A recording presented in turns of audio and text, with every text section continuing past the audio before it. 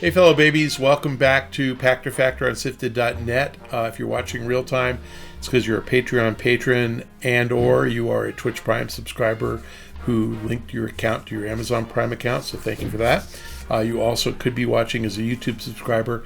If you're watching this and you're not paying for it and Twitch isn't paying for it, then you're getting it a week late, and the price for that is you have to follow me on Twitter at Michael Pachter.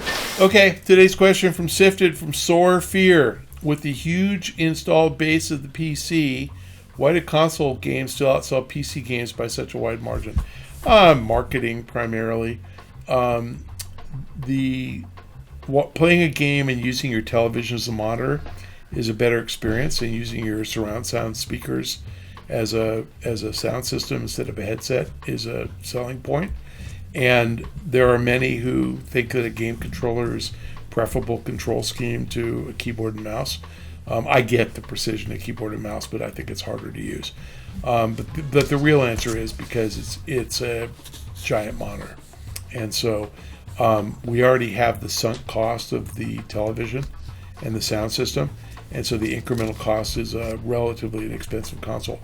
PCs are getting so much cheaper now that you're right. I mean, a good PC setup with a great monitor is maybe $1,500, and you can do it for probably less than $1,000. Still more than a console. Now, I just bought a new OLED TV, $1,800, but I bought it to watch TV, and I'm gonna play PlayStation games on it. And my computer monitor isn't OLED, and if it were, it would still be 20 inches, or whatever this is, 22. It wouldn't be 65. So I'd much rather play a PS5 game in OLED 4K than play a PC game on a tiny screen. But I started, the first word out of my mouth was marketing, because the console guys have convinced the masses that that's the way to play them.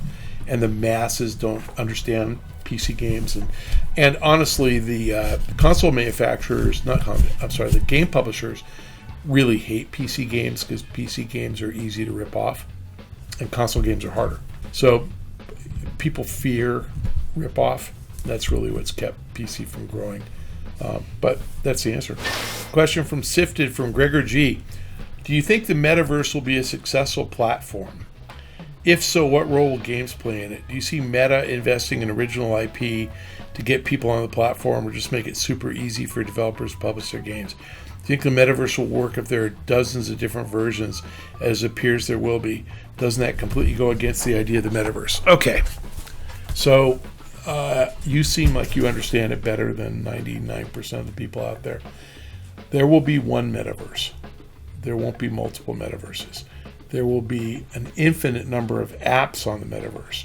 So Facebook changing its name to Meta is as arrogant as Amazon changing its name to Internet.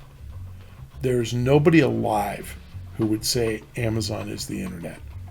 Amazon is the premier e-commerce platform on the Internet, but they aren't the Internet. Just like Google is search, and Salesforce.com is customer relationship management, and Facebook is social networking, and Netflix is streaming. None of them are the Internet. They are all the Internet, but none of them is the Internet by themselves. So the Metaverse is going to be an infinite number of applications that somebody's going to figure out. And so a lot of people say Web 3.0, and that's the right analogy. The Internet is just interconnections between different people and applications. It's connecting you to the application you want to use, and then allowing you and others that you choose to interact with to use that same application at the same time, or to use different applications to communicate with one another across them. The Metaverse is the same. And I think the way to think about the Metaverse is the digital representation of the real world, not as a virtual world, but there will be retail stores there. There will be, just everything. The Metaverse is ultimately just going to break down the lines between virtual and real, and we're going to be able to cross back and forth, which means real world currency will be spendable in the Metaverse. your real world assets will be imported into the metaverse if you choose to. But the metaverse is just the amalgamation of everything that we can think of. And the right way, I think, to envision it is there will be three big drivers behind the metaverse working. And these are really broad. You're going to have brands who are going to want to be in the metaverse because they want you to advertise their product wherever you are, not just when you're wearing your, Louis Vuitton or carrying your Louis Vuitton purse and people see it. So just like a Louis Vuitton purse will show up on TV when Real Housewives of Beverly Hills has Louis Vuitton purses, you see it and you recognize the brand. Louis Vuitton wants to be in the metaverse, wherever you are, whatever game, whatever activity, Facebook, wherever you are in the metaverse, they want that Louis Vuitton purse. So brands are going to probably drive it. The second big group are professional creators who are going to create content that you want in the metaverse. But that content could be touring homes for a real estate company. It could be as simple as that. It could be looking for home inventory. So just like Zillow shows you pictures of homes, in the metaverse, maybe you get to open cabinets and have pictures and see things. Professional creators obviously are going to include game companies, include movie studios. So you're going to get trailers in the metaverse. You're going to get real movies in the metaverse. You're going to be able to interact with characters in the metaverse. And then the third broad category of contributors to metaverse are amateurs. And amateur creators are important. And the metaverse is going to allow them to thrive, just as the internet has. Because prior to the internet, how did you discover talent? Maybe a record label saw you performing a song in a bowling alley, when you were just a kid, and however they discovered Elvis or whatever. But what happens if you, didn't have access to that? So we created a way for people to be discovered, artists to be discovered, with television series like American Idol. And suddenly you got Carrie Underwood and Kelly Clarkson, and you got these people who made it. Then we got the YouTube phenomenon. Justin Bieber and Shawn Mendes actually were discovered on YouTube. Then we got the TikTok phenomenon. Olivia Rodrigo, discovered on TikTok.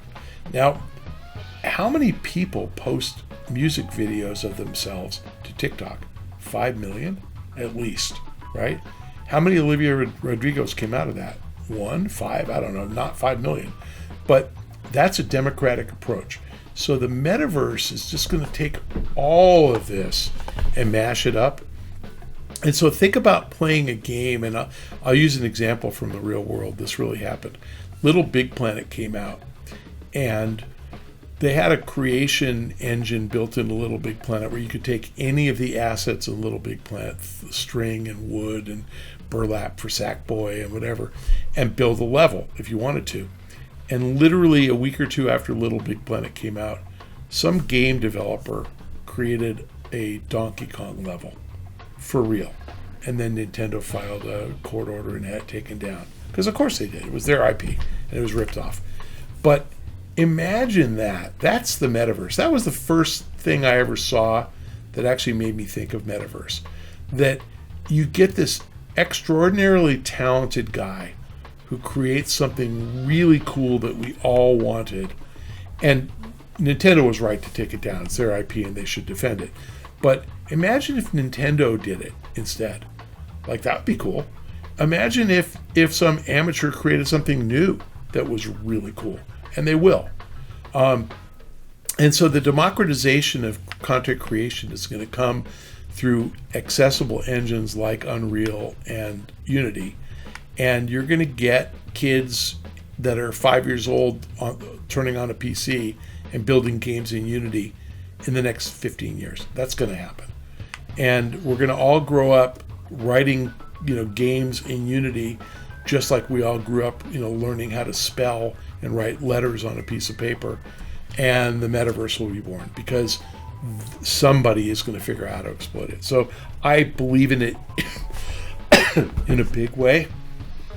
But I think the metaverse is one metaverse, one platform with lots of different access points, lots of different content, infinite an infinite number of applications that we're going to play with on Metaverse. And I think the guys who win are the guys who are going to do the best job of blurring the lines between the real world and virtual. And they're going to allow you to own assets in both. And that'll be led by brands. Brands will figure it out first because they have an incentive to do it.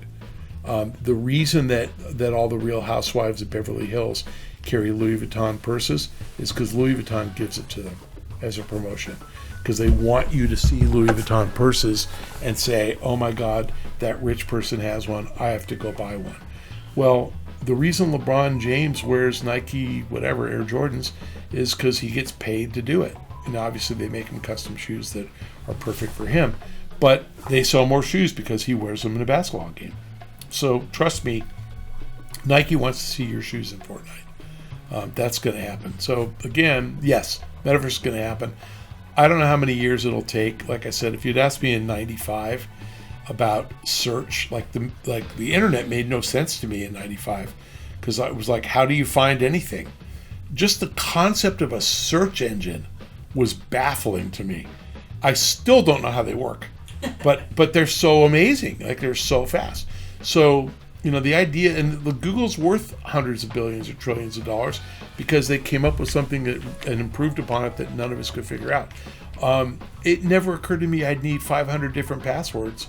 And by the way, I now just accept the recommended password because I never remember any of them, because Google's integrated with my phone and my PC, and I can find it if I need it. I don't care. It takes me 5 seconds. Face ID on my iPhone. Password shows up. Copy. Paste. Done. Metaverse is going to be everything you can think of and then some. And there's a whole generation of entrepreneurs that are going to figure out how to make money on it, how to exploit it, and we're going to pay because we're going to love it, because it's going to give us something we don't have right now. Thank you for joining us on Pachter Factor on SIFTD.net. And if you are watching real time, it's because either you're a Patreon patron, thank you very much. You're a YouTube subscriber, thank you very much. And or you have linked your Twitch Prime account to your Amazon Prime account, which all of you can do for free. If your parents are Prime members, go ahead and try it. It'll work.